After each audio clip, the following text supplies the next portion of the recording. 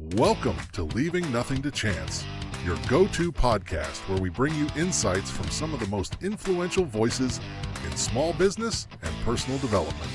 Each week, we dive deep into conversations with top thought leaders, authors, and business moguls from around the world, sharing their secrets to success and strategies for growth. Tune in for exclusive content that will inspire, motivate, and equip you to take your journey to the next level. This is Leaving Nothing to Chance. All right, welcome to the show, Dr. Simon O. Simon, how are you today, sir? Hey, doing well. Great to be here. Doctor, I want to tell people about you because you are not only a great dentist, but a great humanitarian. So I want to share a little bit about you, and then we'll get into some questions. Sure. So Dr. O is the founder and chief dental officer of Smart Arches Dental Implant Centers. This is an organization that works and provides dental implants to Central Americans, and the Smile Back Foundation, a public charity that funds invasive jaw reconstructive surgery and cleft lip and palate surgery to Central Americans. Dr. O has special interest in dental implant surgery, the all-on X-full mouth reconstruction concept, and zygomatic implants. With Dr. O's unique skill set acquired from training around the world, he leaves no patients behind, even if they have no bone. Dr. O is a board-certified diplomat by the American Board of Oral Implantology and is a fellow of the International Congress of Oral Implantology. Dr. O's dedication to his patients is exceptional, as he was voted top dentist in Philadelphia Magazine 7 years running, 2019 through 25, and top doctor by Pennsylvania Magazine 23 and 24. He has also been selected as one of the top 40 dentists under 40 in the U.S. by Incisal Magazine for his clinical skills, involvement in education, and leadership in the dental field. Another highlight is that he was named as one of the marquee Who's Who in America in 2022 and won the Humanitarian Award for the year. Beyond the work in the USA, Dr. O was the first person in Central American history to perform zygomatic, I hope I pronounced this right, pterygoid and transnatal implants. Dr. O is the founder of ORCAA, ORCAA, which stands for the Operation Dentulate Central America, an educational program or platform rather, which provides for full dental implants to Central Americans and has trained many Central American surgeons on these procedures so that they may benefit their patients. To date, the organization has ended over 3,000 years of toothlessness. Further, Dr. O is the founder of the Smile Back Foundation, a public charity which provides microvascular jaw reconstruction for untreated jaw tumors, cleft lip palate, and many other invasive surgeries to Central Americans who don't have access to these vital procedures in their countries.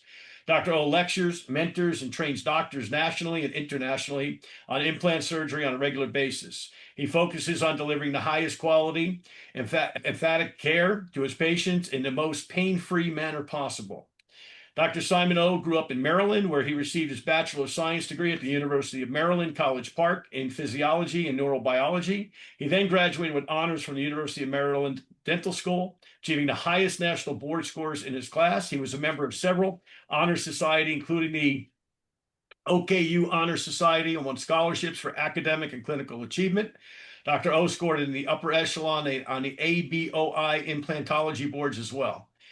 After finishing his dental education, Dr. O furthered his training in oral and maxillofacial surgery at Hahnemann University Hospital and St. Christopher's Hospital for Children.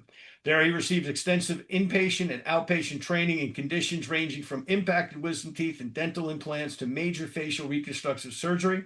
Dr. O is also a published author in multiple journals and textbooks. And also, he doesn't want me to tell you this, but he also was one of the founders of a band where he played guitar during his college years. So he has found some time for some fun with all the serious stuff he's done. So Doctor, welcome to the show, my friend. Hey, thanks a lot. And I don't even know where to start, but let's start at the beginning. When did you decide that dentistry was going to be your passion? Yeah, that's a great question. I think these kind of decisions are both rational and emotional. And I think in my early years, I had a lot of teeth problems. Like as a kid, especially, like I ate a ton of candy, never listened to my parents to brush my teeth. So I was at the dentist quite often. And I had just a tremendous dentist, Dr. Patrick Lee. I think he still practices in the Maryland region, but he's one of the kindest people and he took really good care of me. So that gave me a really good impression. And beyond that, my orthodontist also, I was in braces for a really long time.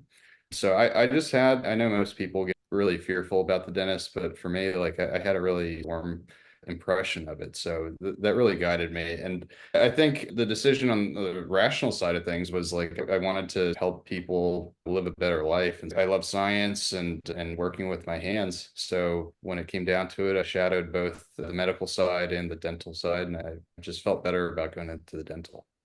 So, where did you get the impetus to say, hey, you know what? I have this profession, I'm very successful, but I really want to help underprivileged people because I'm very familiar with Central America. I do a lot of work there myself in one of our businesses, and there are some very poor people, some of the poorest people on the planet, as we both know.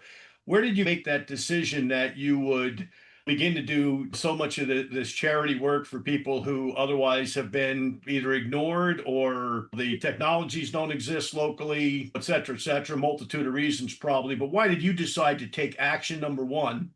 And number two, tell us about the actual program that you founded. Yeah, I think just over the years of being in practice in the US, I saw like that people who need full mouth implants, I meet them every day at my offices at Smart Arches Implant Centers, which is a US based practice group. And what we've come across is that a good proportion amount of the people who need the procedure can't afford it. And so there's a really tragic Venn diagram, I guess you could call it, where people who can afford it, people who need it, the overlap is not very impressive. Just hearing like single mothers, people who had like genetic issues, or there's so many different stories as to like why people couldn't fix their mouth that it led me to wanting to do like a free case here and there. And I've been doing that for a long time. I've been doing it probably once a quarter, once a month for as long as I can remember. And what I notice is that that's what gives me the most sort of fulfillment is those cases where people who are really struggling and I give them a new set of teeth, which in turn changes their life. They can eat again and smile uninhibited. That really is a big game changer. And I think it's not really recognized how difficult life is without teeth by the majority of the population. That was that. And from there, I had an associate, Dr. Eldad Drury, who knew that I always wanted to do something overseas. But the problem that I saw was that most organizations that go overseas don't really do a great job in terms of follow-up care and the actual teaching itself. There's not really a focus on the person. And when he went down, I sent him down for an implant course, like a single implant course, because he was a new graduate. He met Dr. Rodrigo Carriaga down in Guatemala at University of Francisco Marroquin, and he met him and realized like that was what I was looking for. So we got on a call. I realized like how far behind they were in terms of techniques and treatment modalities. So I just said, hey, let me just come down there and I'll show you guys like what we do up here in terms of the sort of rapid sequence rehabilitation. And we went down there for the first time, and I think it was 2021. And we knocked out a bunch of cases, and the impact that it had was tremendous because, like, for one, the patients never had that option, but for two, the doctors that were down there were like, oh my God, I didn't know we could do it this way. And it works. Like all the cases that we've done so far have been very successful. And it gets them out of their rut in one day. 40+ years of not having teeth or options, and we eliminate that in one day. So it's really cool. So we opened it up and started a training program because my circle of friends in the industry, we all speak together all over the world, and that's how we know each other is just from like these speaking engagements. And we talk and collaborate on cases that are very difficult. And I called him up. I was like, hey, do you want to help out with this thing? We're gonna train other dentists on how to do these advanced procedures and other surgeons on how to do this advanced procedures. But the output is going to be all these Central Americans are going to get basically USA standard of care for free. And so we just really started brainstorming and churning, and then eventually it turned into what it is today, where we've accomplished quite a bit in little time. So it's really cool to be able to kill two birds with one stone with this program. And part of that is also that you're training some of the local dentists in some of the procedures in these countries as well. Yeah, it's both United States doctors and local doctors down there. So it's really cool because like I would say before like a very small percentage of dentists and surgeons knew how to do these advanced procedures, and it's becoming more widespread. And we really like the idea of a controlled setting, a patient-focused educational sort of training program where we can really provide the best training, but also the best care for these patients as well. In what I was reading here earlier on your career, you worked with cleft lip, and I wasn't aware of how big a problem that is in a lot of countries until I actually interviewed somebody from Mexico that started a foundation similar to what you started. But talk about that a little bit, and the not necessarily the remedies, but you can if you want to, but how big a problem that is in a lot of third world countries. Yeah, for sure. There's a big problem, especially in third world countries. I believe the biggest factors of generalized like folate deficiency. So a simple nutritional deficiency can cause a lot high rates of this problem. But yeah, it's the kind of thing where there's not really access to that from like a healthcare standpoint. I know that a lot of people in the US complain about the state of the healthcare, but and it's believe me, it's far from perfect. But the fact of the matter is that in other countries it's far worse. Like these people oftentimes they're living with unreliable electricity, unreliable internet, if at all, and a lot of times they're like hours and hours away from any sort of place that can help them. And oftentimes they can't even afford the transportation. Yeah, we do a lot of work that they haven't had access to. For example, a cleft lip and palate, we're doing a lot of microvascular surgeries. So basically, there's a lot of patients who have untreated jaw tumors who they're overgrown. They're getting so big that you can see it on their face. Most of the time in the US, these types of tumors they get treated before they're detectable just by looking at somebody face to face. But these people have enormous tumors because they don't have the access. With, again, my network of doctors in the United States that are doing this on a regular basis, they come down with me and we knock these cases out. We're taking pieces of leg bone with blood vessels and bringing it up here after taking out the tumor. It's very invasive and it requires a lot of coordination. But again, the output of being able to help these people is tremendous. The amount of tears from the parents, especially because a lot of times these people are the patients are kids. They're getting bullied at school. They can't eat. They can't talk. And then all of a sudden we come in and take it out. The parents are just beyond grateful. And it's just incredibly fulfilling. I can imagine. So give me an idea on the recruiting process, because obviously you're one guy with a lot of energy. And are you still under 40 or are you over 40 now? No, I'm still under 40. Okay, so you got a lot of energy, which is good. But how do you find?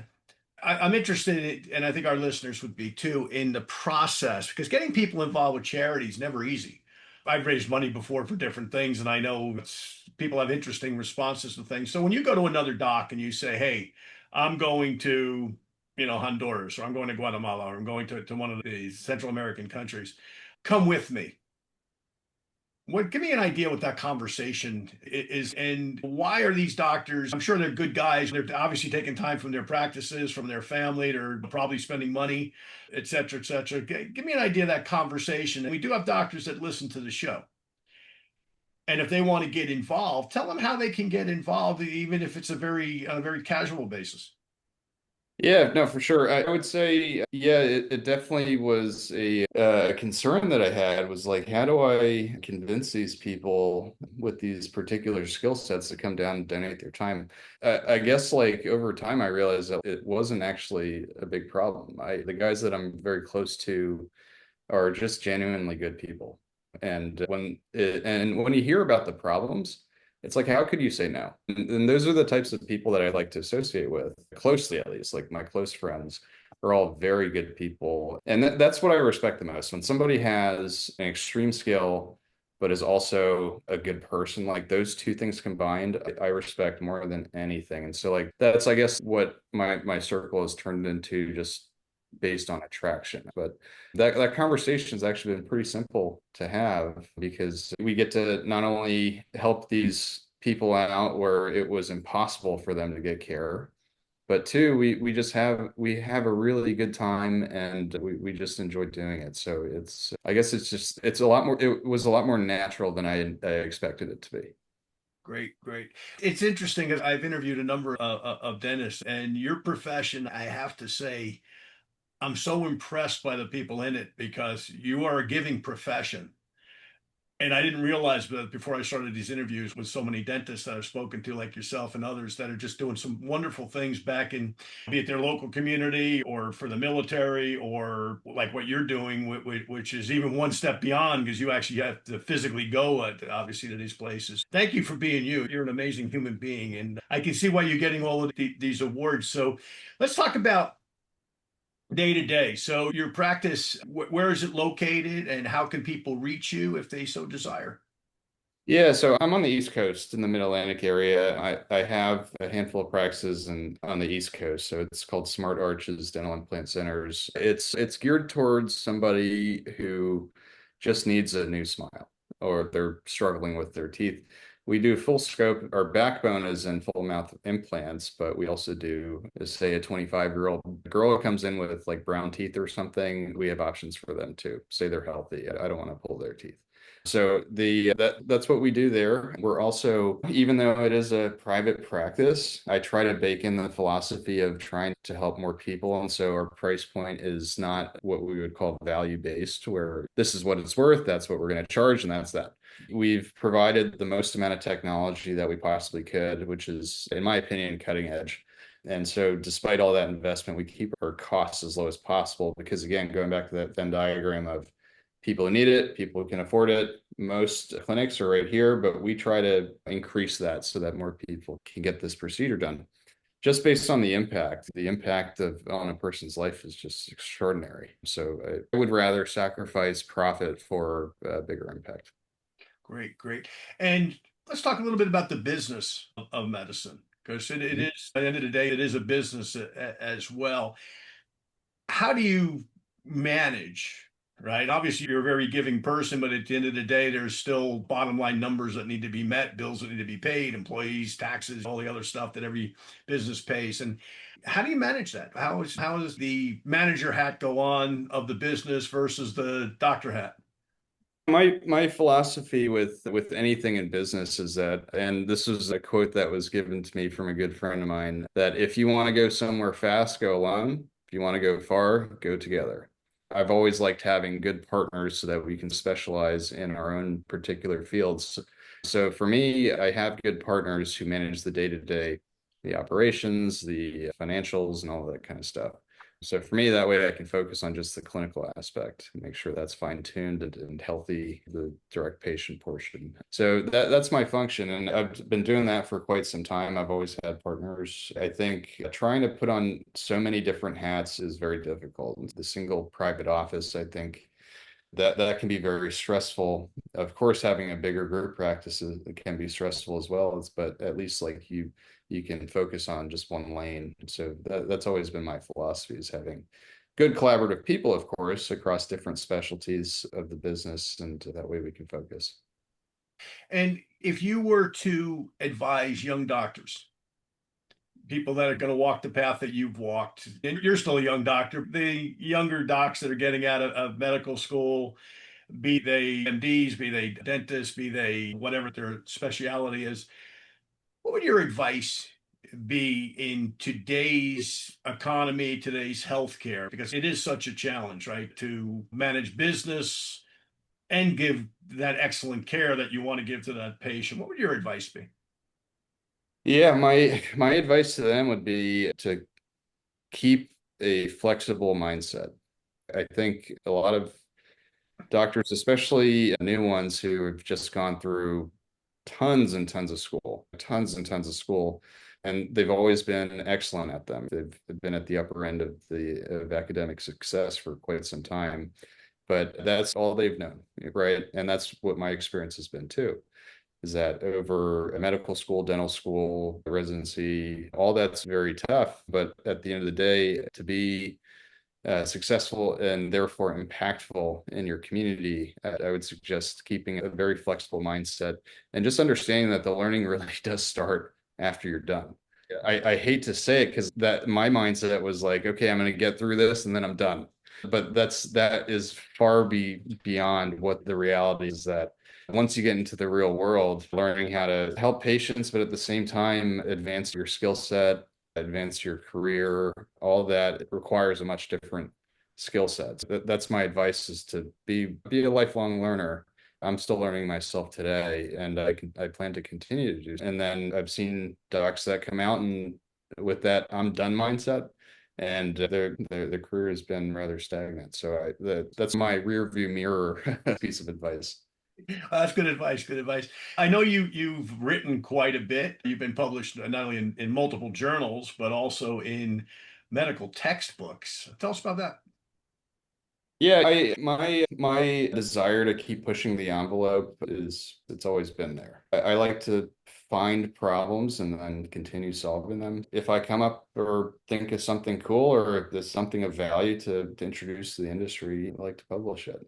Most of all the publications and text has to do with advanced implant techniques. And I just want to leave something for the next generation to read, because the way that I advanced, I guess, to where I am today is by reading what the previous generation left over, which is in the literature. Dr. Ole Jensen, who he basically was one of the very first people to do this full mouth implant technique that we all practice today. I read his articles, like all of them, same with his textbooks. That way I could download his mentality and his experience and wisdom. And that really accelerated things for me. So I'd like to do the same thing and leave behind stuff for the next generation to read and adapt. Would you say Dr. Jensen was your mentor? He was my mentor without knowing him, but over the years, he and I have become somewhat close. He and I are involved he owns an implant company today because he wants to improve things. And I really like that philosophy of just improving the industry.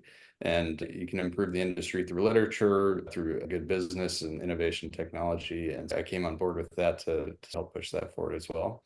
But yeah, today, like if I have career questions or clinical stuff, I really enjoy getting to download his career wisdom. Right. Right. We all need mentors, that's for sure. Yeah. And Doc, let's talk a little bit. What year did you become a doctor? What year did you get out of college? Out of college, 2008, and then I finished dental school in 2012. 2012. So we're going on 14 years almost. Yeah, I guess so. Yeah. Okay. So interesting question. What have you seen change, okay, with the implementation of AI, for example, in your practice? Yes, in terms of AI, there hasn't been much impact in the dental office today, but we all sense it coming. And so I've definitely kept my eye out to all the progress made in AI, and I'm speaking with a handful of AI companies to collaborate. But yeah, I think it's going to be a pretty big impact in a couple years. So I've started working with a friend of mine, and we launched a technology company called, sorry, one second. Yeah, so with AI, I think just the aspect of a machine being able to learn, review all the literature, being able to dive deep in things that the human mind just isn't capable of. I think it's going to be huge. I started a Facebook group for dentists called Full Arch Forward Thinking, which is basically what is coming, how's it going to change things. And the consensus is that AI is going to be good, bad, and ugly. I think there's a lot of really great potential for patient outcomes. There's a lot of also impact on people losing their jobs, which I'm not thrilled about.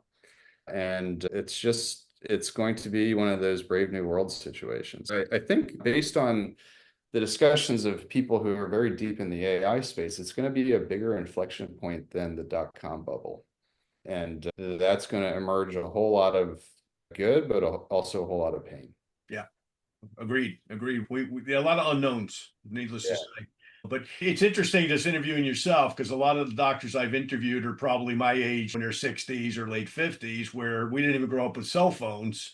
Where at Sure. your age, you grew up with all that technology, and then all of a sudden, here comes this new wave of AI, where it's wow, everything we learned about the internet, all these other things. Now there's this whole new avenue. So that's why I wanted to ask you that. And yeah, I think you're right. There's certainly a lot of unknowns, certainly a lot of possibilities, good possibilities, but certainly some financial implications as well. And I know that I just saw Uber, I think it was this weekend, implemented their automated cars in Las Vegas.